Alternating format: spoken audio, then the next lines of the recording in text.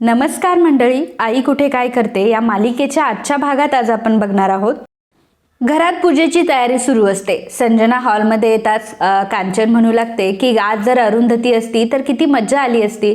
अरुंधती जेव्हा घरामध्ये असते ना तेव्हा कुठे घर अगदी भरल्या भरल्यासारखं वाटतं. देव करो आणि लवकरात लवकर ठणठणीत बरी होऊन ती घरी येऊ. अनघा म्हणते की आजी, काही वेळा करता का होईना ताईला शुद्ध तर आली होती ना, मग माझी खात्री आहे की ती लवकर घरी येईल. आरोही म्हणते की हो, त्यांच्या इच्छाशक्तीच्या बळावर लवकरात लवकर त्या बऱ्या होतील बघाच तुम्ही. अनघा म्हणते की हो, आणि ताईचं कोणीही काही वाकडं करू शकणार नाही. तेव्हा कांचन म्हणते की जर खरंच असं झालं ना तर तुमच्या दोघींचीही मी जरीच्या साडीने ओटी भरेल. बरं चला आता आटपा लवकर, आणि येईलच इतक्यात. कांचन अनघाला विचारते की काय ग, प्रसादाचं काय झालं. अनघा म्हणते की पंचामृत बनवायचं राहिलंय, बाकी सगळं झालं, तेवढं बनवते म्हणजे झालंच. मग अनघा किचनमध्ये पंचामृत बनवण्यासाठी जाते. संजना ही मनामध्ये म्हणत असते की देव करो आणि ती अरुंधती लवकरात लवकर ढगामध्ये जाऊ, त्याशिवाय काय आम्हाला मुक्ती मिळणार नाही. त्यानंतर थोड्या वेळातच आता पूजेला सुरुवात झालेली असते. अनिश आणि ईशा दोघंही पूजेसाठी बसलेले असतात. तेव्हा आप्पा अनिश आणि ईशाला म्हणतात की ईशा आणि अनिश, चला आता देवाला नमस्कार करा. कांचन आप्पांना विचारते की काय हो, पूजेसाठी अजून काही लागणार आहे का. आप्पा म्हणतात की काही नाही, आता फक्त पूजेसाठी मनामध्ये सदिच्छा हवी. ती जर नसेल ना तर तुमची कुठलीही इच्छा पूर्ण होणारच नाही, आणि ती जर असेल तर देवापर्यंत तुमचं कुठलंही मागणं अगदी सहजपणे पोहोचेल. त्यानंतर आता आरती सुरू होते. सर्वजण आरती करत असतात, टाळ्या वाजवत असतात. अनिरुद्ध सुद्धा टाळ्या वाजवत असताना अनिरुद्धचं लक्ष हे खिडकीकडे जातं आणि खिडकीमध्ये अरुंधती असल्याचा त्याला भास होतो. खरं तर अरुंधती खिडकीमध्येच उभी असते, पण अनिरुद्धला ती स्पष्टपणे दिसत असते. म्हणून अनिरुद्ध बाजूला उभ्या असलेल्या संजनाला म्हणतो की अगं, अरुंधती तिथे उभी आहे बघ तर संजना जेव्हा खिडकीकडे बघते तेव्हा अरुंधती तिथून गायब झालेली असते. त्यामुळे संजना म्हणते की अरे अरे, अरुंधती तर तिथं नाहीये. अनिरुद्ध, हे बघ तुला भास होत आहे, तू काळजी करू नकोस, अरुंधती अजिबात नाहीये. अरुंधती इथे कशी काय येईल, ती ICU मध्ये, काळजी करू नकोस.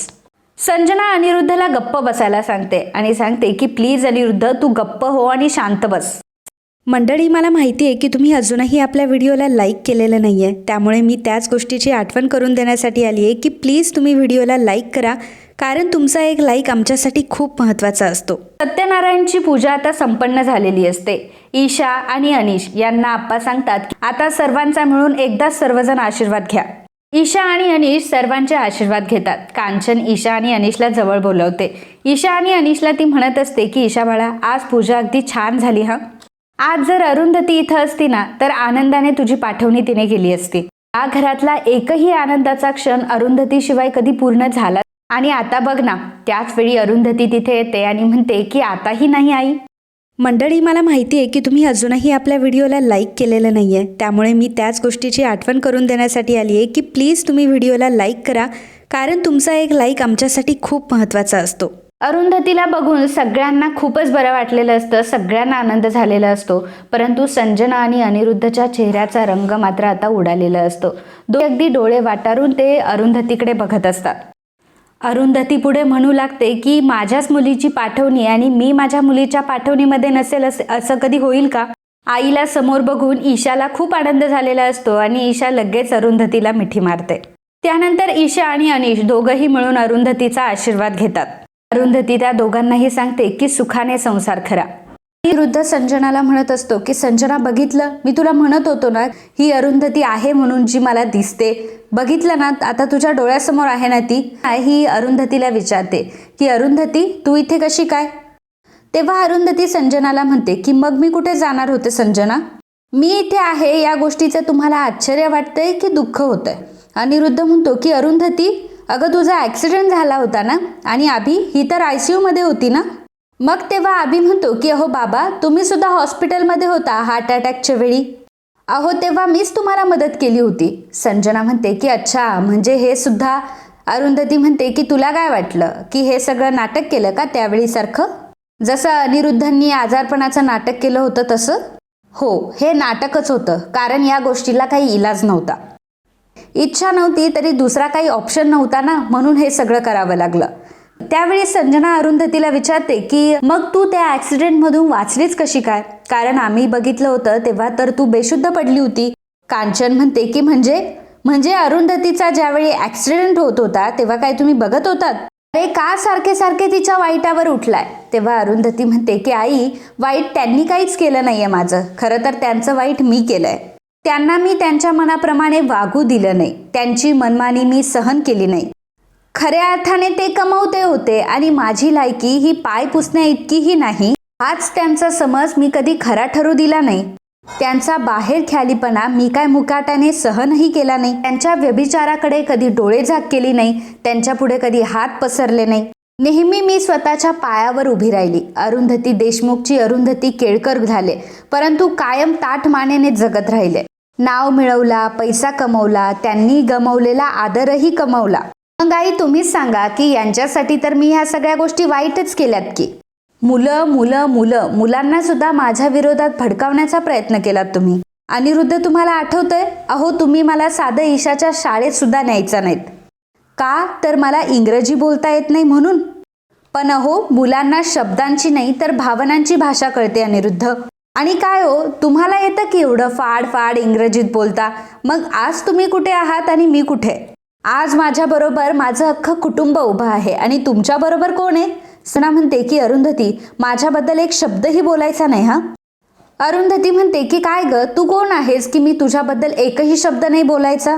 पूर्वी तू यांची मैत्रीण म्हणून घरी यायची तेव्हा थोडीफार वचकून होते मी तुला. हे सगळं पूर्वी होतं, आता नाही.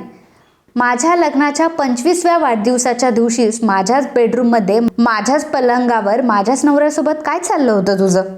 अरुंधतीला त्यावेळीचा तो क्षण आठवत असतो ज्यावेळी तिने पहिल्यांदा अनिरुद्ध आणि संजना यांना एकत्र पकडलेलं असतं. अगं संजना, देव सुद्धा तुला माफ करणार नाही. मी तर एक माणूस आहे ग. पण तरी सुद्धा या गोष्टीचा जास्त दोष मी अनिरुद्धंनाच देईल. कारण खरं तर नातं त्यांचं आणि माझं होतं. तुझं आणि माझं नातं तर कधीच नव्हतं. पण अनिरुद्ध, तुम्ही तर मात्र सगळी लाजच सोडली. मैत्रीण म्हणून तुम्ही हिला घरात घेऊन येत राहिलात आणि 12 वर्ष असलेलं हिच्यासोबतचं नातं तुम्ही सगळ्यांपासून लपवलं. ज्यावेळी ते नातं उघडकीस आलं तेव्हा ते सगळं माझ्यामुळेच कसं काय झालं हे तुम्ही जगाला पटवून देत राहिला.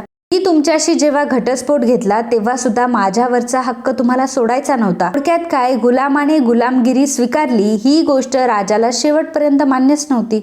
पण नंतर या सगळ्यातून मी बाहेर पडले, कारण मला माझ्या मुलांसमोर अशी स्त्री उभी करायची नव्हती जी स्त्री गुलामगिरीत समाधान मानेल आणि अन्याय सहन करेल. आज माझी मुलगी तिच्या सासरी जाणार, अनोळखी माणसांसोबत राहणार, प्रेमाने वागणार. परंतु जर अनपेक्षितपणे तिच्यावर जर अन्याय झाला आणि तिच्यावर जर काही अत्याचार झाला तर ती तिच्या स्वतःच्या पायावर उभी राहू शकते. उद्या जर तिच्यावर अन्याय घडला तर तो सहन न करण्याची हिंमत मात्र माझ्या मुलीमध्ये असायलाच हवी. आई म्हणून जसं मी तिला प्रत्येक गोष्टी शिकवली आहे तशी ही गोष्ट सुद्धा मी तिला शिकवणार. एवढंच काय, तर मी माझ्या मुलांना देखील ही गोष्ट समजावली आणि ही गोष्ट माझ्या वागण्यातून दाखवून दिली की उद्या जर तुम्ही तुमच्या बायकांशी असे वागले तर त्याही सहन करून घेणार नाही. त्या सुद्धा रडत कडत तुमच्यासोबत जगत राहणार नाही. त्याही या सगळ्यातून बाहेर पडतील. ज्या निष्ठेची, ज्या प्रेमाची तुम्ही सर्वजण तिच्याकडनं अपेक्षा करता त्याच सगळ्या अपेक्षा तीही तुमच्याकडनं करणार आणि तुम्ही त्या सगळ्या इच्छा पूर्ण करणारच आहात. बापाचं आभाळ एक वेळ कोरडंही होईल, पण आईची जमीन मात्र मुलांना कधीच उपाशी ठेवत नाही. अनिरुद्ध, तुम्ही विचारता ना की आई काय करते ते? अहो आई जगते ती तिच्या मुलांसाठी, घरट्यासाठी. अनिरुद्ध म्हणतो की म्हणजे तुला म्हणायचं काय आहे, यात मी काहीच केलं नाही का? अरुंधती अनिरुद्धला विचारते की खरंच तुम्ही केलंत का, सांगा ना. आणि हो, मी जगातल्या सगळ्याच नवऱ्यांबद्दल नाही बोलत आहे, कारण आशुतोष सारखी चांगली माणसं आणि चांगले नवरे सुद्धा या जगामध्ये आहेत. तर तुम्ही मुलांसाठी नाही जगला. मुलांसाठी तुम्ही काय काय करू शकता हे दाखवण्यासाठी तुम्ही जगलात. करण्याच्या बदल्यात तुम्ही सतत कौतुकाचीच अपेक्षा केलीत. विरुद्ध या गोष्टीमध्ये फरक आहे. आज मुलांच्या तुमच्याबद्दलच्या आठवणी तुम्ही त्यांना काय काय दिलत याबद्दल आहे आणि माझ्याबद्दलच्या आठवणी मी काय काय केलंय याबद्दलच्या आहेत. अनिरुद्ध, अहो तुमच्यासाठी आतापर्यंत काय काय नाही केलं मी. अहो तुम्हाला घरचं अन्न लागायचं म्हणून रात्री अपरात्री तुमच्यासाठी कितीतरी वेळा स्वयंपाक केला असेल. त्यानंतर तुम्ही माझ्या अगदी जवळ देखील यायचा नाही. का बरं? कारण माझ्या अंगाला मसाल्यांचा वास यायचा म्हणून. अरुंधतीला ते क्षण आठवत असतात तेव्हा अनिरुद्ध हा अरुंधतीला म्हणत असतो की तू लांब राहा बरं माझ्यापासून, हातातून मसाल्याचे वास येतात. अगं जेव्हापासून ईशाचा जन्म झालाय ना अरुंधती, तेव्हापासून मला तुला जवळही घ्यावंसं वाटलं नाही. असं म्हणून अनिरुद्धने अरुंधतीला रूमच्या बाहेर काढलेलं असतं. अरुंधती म्हणते की खरं तर त्यावेळी मी खूप मूर्ख होते. कष्ट करून आलेल्या नवऱ्याच्या घामाच्या वासाला मी पवित्र म्हणून बसले. अनिरुद्ध अरुंधतीला म्हणतो की अरुंधती, हा तुझ्यातला आणि माझ्यातला प्रश्न होता, असा हा प्रश्न चव्हाट्यावर मांडू नकोस.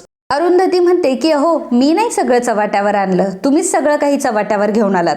संजनाला तुम्ही जे काही सांगितलं ते फक्त तुमच्यातलं आणि माझ्यातलं होतं अनिरुद्ध. या सगळ्या गोष्टी तुम्ही चव्हाट्यावर आणल्या आणि या सगळ्या गोष्टींचा परिणाम आपल्या मुलांवर खूप वाईट झाला. त्याची एक अत्यंत घाणेरडी बाजू तुम्ही त्यांना दाखवलीत. अनिरुद्ध म्हणतो की अरे वा, म्हणजे मुलांच्या बाबतीत जे जे काही वाईट झालं ते मी केलं आणि जे जे काही चांगलं झालंय ते तू केलंयस.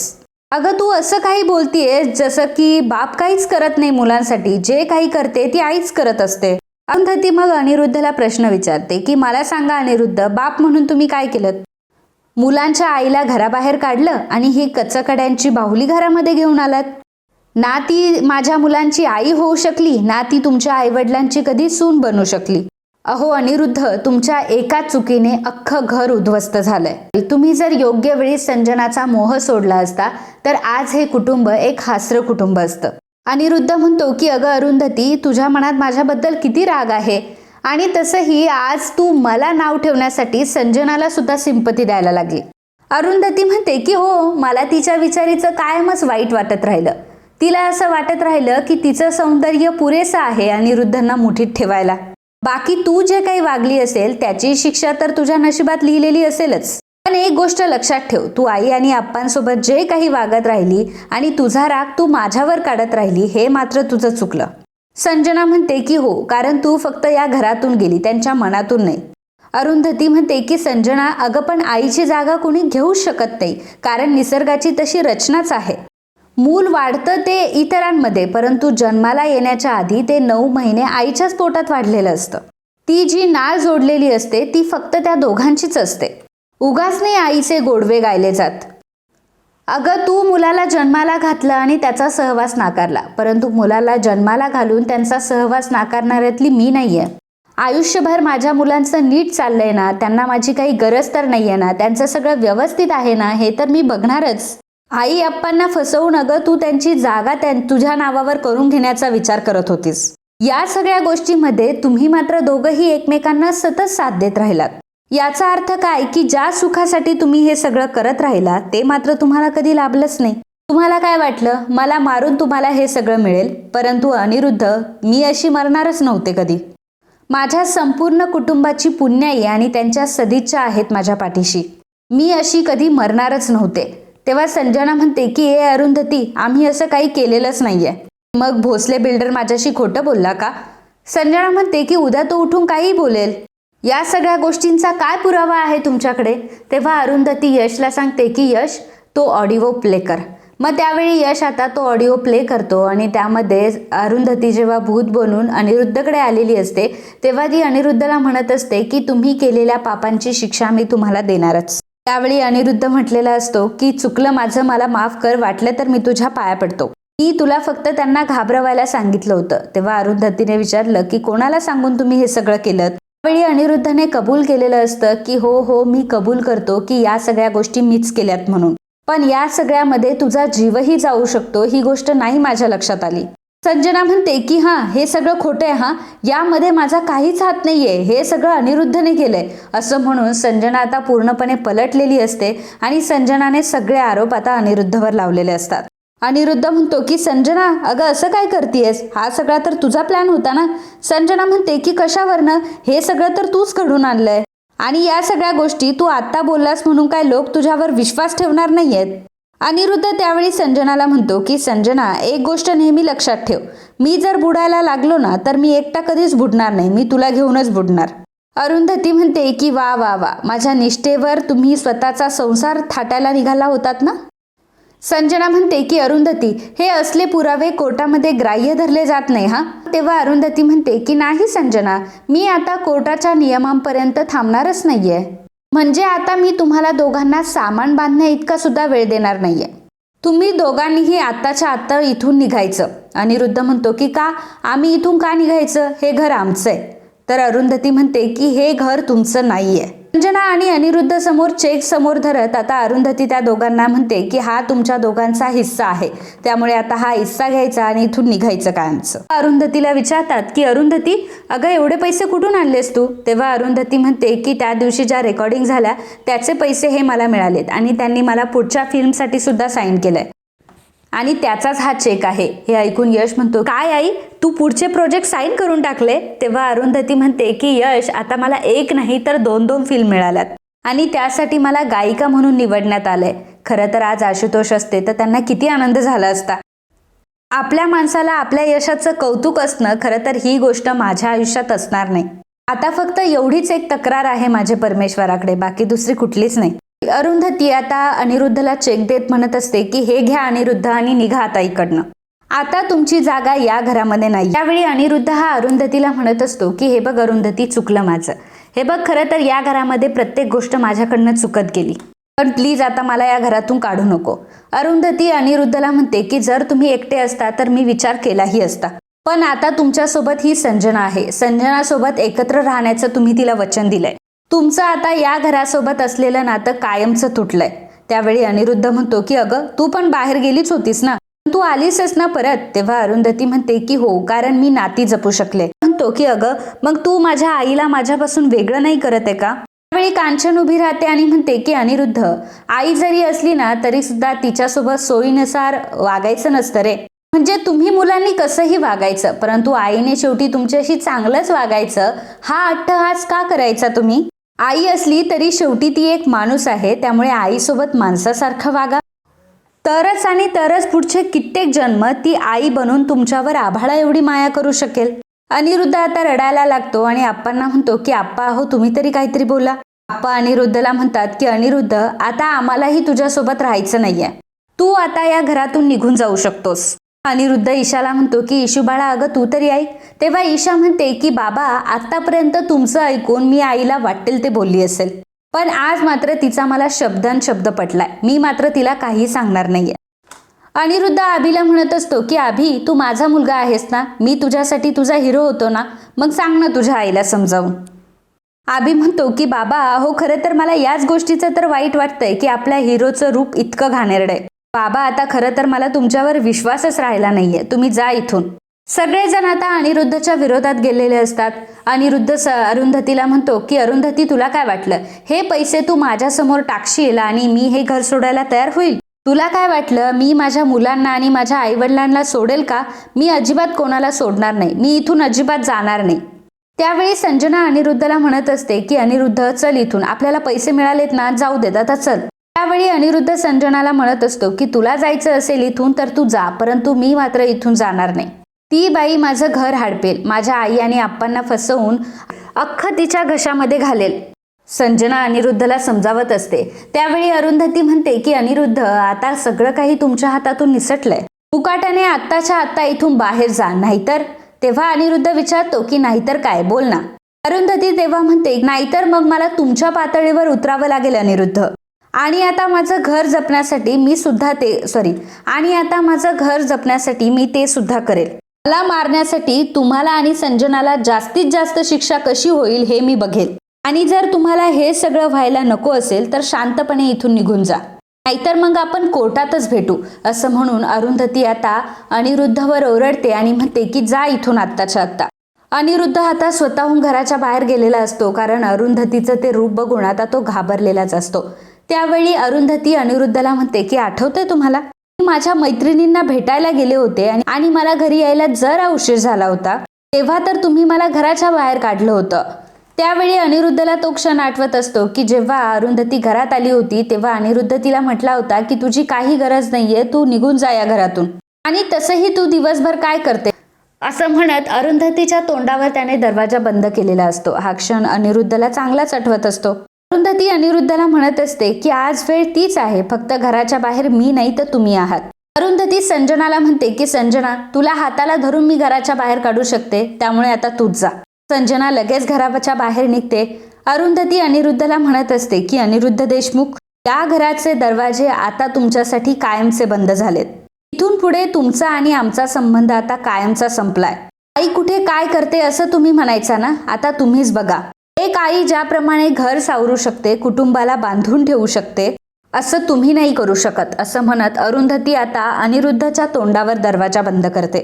दरवाजा बंद केल्यावर आता अरुंधतीला खूप रडायला येतं. त्यावेळी ईशा, यश आणि आभी तिघही आईजवळ जातात आणि आईला आधार देत असतात. सगळं कुटुंब आता एकत्र आलेलं असतं. ज्यांच्यामुळे घराला त्रास होत असतो ते अनिरुद्ध आणि संजना आता घराच्या बाहेर असतात आणि इथून पुढे खरी देशमुख फॅमिली ही हॅपीली जगणार असते, आनंदात जगणार असते. मित्रांनो, आज या मालिकेचा शेवटचा एपिसोड आहे आणि हा मालिकेचा आजचा शेवट होता. शेवट मालिकेत अतिशय गोड दाखवण्यात आलाय. त्यामुळे आजच्या या एपिसोडबद्दल आणि सुरुवातीपासून या मालिकेबद्दल तुम्हाला काय काय वाटत आलं याबद्दलच्या तुमच्या भावना तुम्ही कमेंटद्वारे आम्हाला सांगू शकता. So friends, if you like my video, please do subscribe to my channel. Thank you.